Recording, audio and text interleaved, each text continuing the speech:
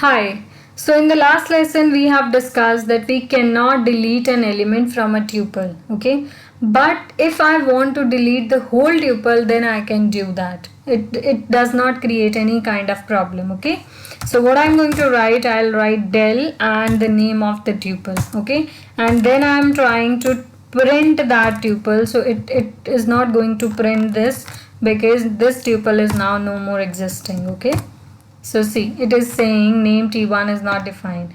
So if you want to work with some specific values of your tuple, that is not allowed. So we cannot make changes, right? But yes, if you want to delete the whole tuple, you can do that, right? So the next thing, I need to create a different tuple. Suppose I'm going to create a tuple that is T2 is equals to. Inside that I'm going to take some of the numbers, okay? I have taken 7 numbers, okay? I'm going to repeat some numbers, okay? Let's say I have repeated these 3 numbers, 4 numbers, okay? Now if I want to calculate the length of my tuple, what I'm going to write, I'll use that length function. Length of tuple is, okay? So what I'm going to write, I'm going to use that length function. Inside that I'm going to pass the parameter as a tuple. Okay, so it is going to give me the length of that particular tuple. So it is giving me that length is 11. Okay, so now this is about the total number of elements in your tuple. Length is going to give the total number of elements inside your tuple.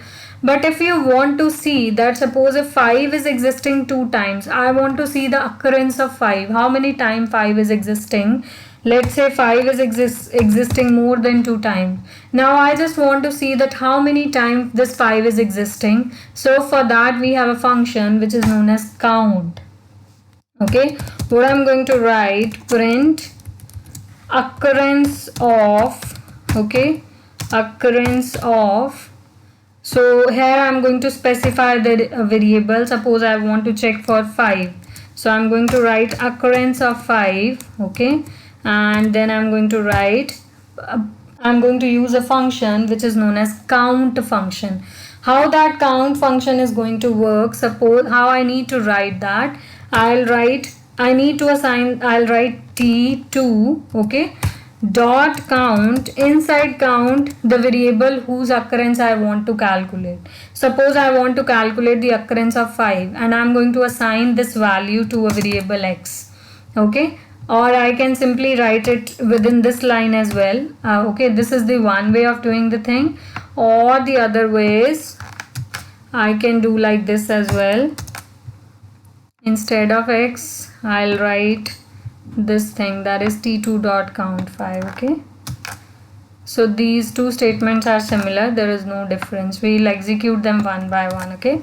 So I'm going to save this and I'm going to run this. So see, it is saying me the occurrence of 5 is 5. Suppose if I'll say I want to check the occurrence of let's say 7. Now 7 is existing only one time, so I'm going to write 7. I'm going to save this code first and then I'm going to run this code, okay? So it is giving me the occurrence of 7 is 1, okay? So similarly, if you don't want to write these 2 lines, we can simply write the single line.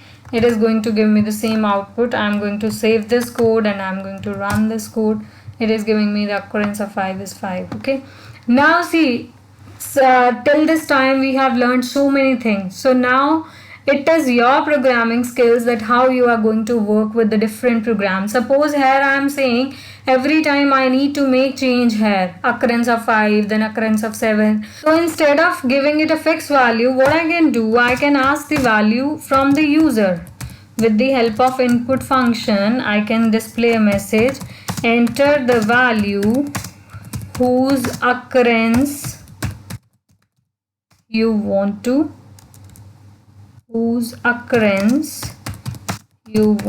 to check. Okay, so you need to convert that into integer because by default my interpreter is taking the value as a string, okay? And once user has given that value, so instead of 5 I'm going to write x. So here what I'm going to do, I'm going to write comma x, okay? So this will solve my purpose. So instead of having the fixed value, it will ask from the user that which value occurrence. See, which value you want to check. Suppose I want to check for 2, so it is giving me the occurrence of 2 is 2. Okay, so in this way you can combine the different things. Okay, it's not like that we have done tuple, so you are going to deal with this much only. Try to make some kind of changes and try to explore it as much as you can, right? So this is about the count function. Okay, so the next thing is that how I can combine the two different tuples. Suppose this is my one tuple, that is 2t2. Okay, and I have one tuple already, that I have deleted that actually. So let's just take another tuple. Okay, let's say I'm going to name that as t3 is equals to, I'm going to have the values, that is a, okay, then let's say 10.8. okay, now I'm going to create a new tuple. Okay, and inside that what I'm going to do, I'll write t2 plus t3. okay, and then I'm going to print that new tuple. Okay, I'm going to save this code and I'm going to run this code. Oh, I need to write that in the next line, so it's like this. Okay, so see, it is giving me the combination of two tuples. Suppose if I have one more tuple, let's say I have one more tuple, that is t4. okay, t4 is equals to, let's say 1.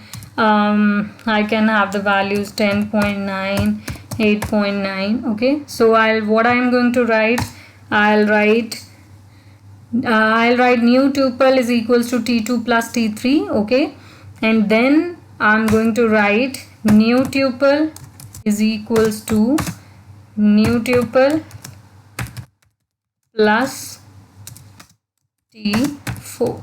Now that is my choice. I'm going to deal that is actually my choice. There is no check on that. The point is that all the values should be combined, which we are doing, right? If you remember that we have done type function. Type function is used to display that the variable inside the type that belongs to which class. So I'm just going to check the type of this tuple. Okay, so I'm going to write type, and with that I'm going to write t2.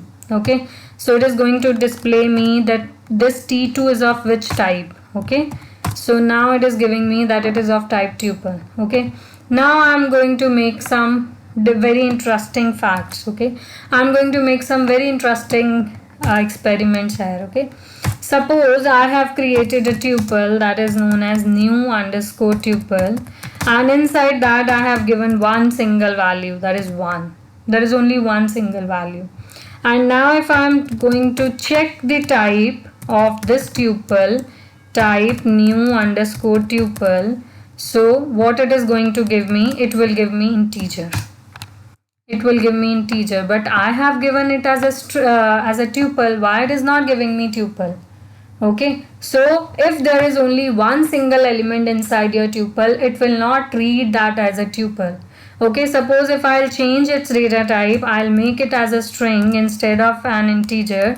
So what it is going to do, it will give me the type as string instead of tuple. See, it is giving me type as string.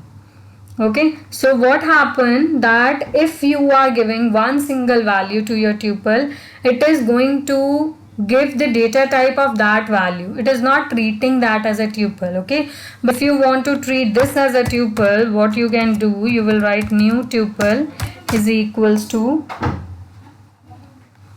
then you will write tuple, and inside that you are going to write down your value. Okay, you are going to use this tuple class constructor. Okay, and then you are going to run this. So see, now it is saying it belongs to class tuple. Okay, similarly if I make change, I'll write 1 here and I'll save it, I'll run it. So let me clear this and let me run this. So see, it is giving you that it belongs to class tuple. Okay, so if you want that your single element should get treated as a tuple, then instead of giving that inside the square round brackets only, you need to give that inside your tuple constructor. Okay. And there is one more thing, we can calculate the length of tuple as well. Okay, I can write length new underscore tuple, so it is going to give me the length of this tuple. Okay, so see, it is giving me the 1. Okay, So with this, I have tried to cover all the possible functions that are linked with tuples and that we usually use. But still, if you find there is something left, then you can just drop your message, or if you have any doubt, any query, you can just drop your message and we'll definitely discuss that.